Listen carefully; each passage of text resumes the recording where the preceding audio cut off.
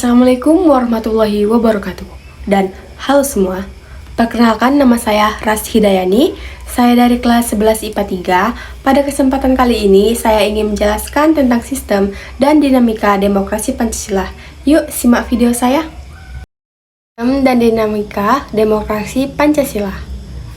Demokrasi Pancasila adalah sistem politik yang didasarkan pada ideologi Pancasila yang menekankan musyawarah untuk mencapai mufakat dan keputusan politik. Mari jelajahi lebih dalam tentang konsep dan dinamika demokrasi Pancasila. Latar belakang demokrasi Pancasila. Yang pertama, ada kemerdekaan Indonesia atau Poem Pro es et Patria et Libertate. Untuk Ismail merencanakan proklamasi kemerdekaan Indonesia. Yang kedua, proses pembentukan Pancasila. Debat sengit dalam Panitia 9 yang menghasilkan rumusan nilai penting dalam Pancasila. Dan yang ketiga, kedudukan Pancasila dalam Undang-Undang Dasar 1945. Pancasila resmi menjadi dasar negara yang mengatur sistem dan dinamika demokrasi di Indonesia. Dan selanjutnya, konsep dasar Pancasila dalam demokrasi. Kekuasaan rakyat. Rakyat memiliki hak suara dan partisipasi dalam pengambilan keputusan politik. Selanjutnya, keadilan sosial. Menjamin adanya redistribusi ekonomi dan kesetaraan sosial bagi seluruh lapisan masyarakat. Selanjutnya, kedaulatan rakyat. Setiap individu memiliki hak untuk menentukan nasibnya sendiri melalui proses demokrasi yang adil. Selain konsep dasar, ada juga loh tantangan-tantangan dalam menerapkan demokrasi Pancasila. Yang pertama, pluralitas budaya dan agama.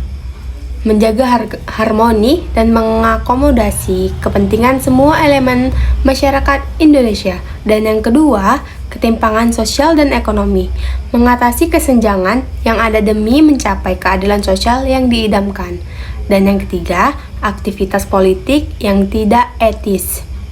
Melawan korupsi, kolusi, dan nepotisme agar demokrasi Pancasila dapat berjalan dengan baik. Kelebihan dan kekurangan demokrasi Pancasila. Kelebihannya adalah pengambilan keputusan berdasarkan musyawarah dan mufakat, merupakan implementasi nilai-nilai universal yang ada dalam Pancasila, memberikan kesempatan partisipasi aktif bagi semua warga negara. Dan kekurangannya adalah proses pembuatan keputusan yang cenderung lambat dan kompleks, meningkatnya populisme dan politik identitas, tantangan dalam menjaga kebenekaan dan persatuan bangsa. Manfaat dari penerapan demokrasi Pancasila, peningkatan kualitas hidup. Contohnya ini, adanya kebebasan berpendapat dan partisipasi politik memperkuat kualitas hidup warga negara. Pemenuhan hak asasi. Contohnya ini, semua warga negara memiliki hak yang dijamin oleh konstitusi dan dapat diwujudkan melalui demokrasi Pancasila. Pengambilan keputusan yang legitim. Contohnya ini, keputusan politik yang dihasilkan melalui proses demokrasi cenderung lebih dipercaya dan diterima oleh masyarakat. Prinsip-prinsip demokrasi Pancasila. Yang pertama, ada kesetaraan. Setiap warga negara memiliki hak dan kewajiban yang sama di hadapan hukum. Dan yang kedua, kehidupan berbangsa dan bernegara.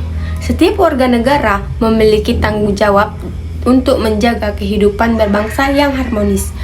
Yang ketiga, ada keadilan. Menjunjung tinggi prinsip keadilan dalam tindakan dan kebijakan politik. Dan yang keempat, ada keterbukaan.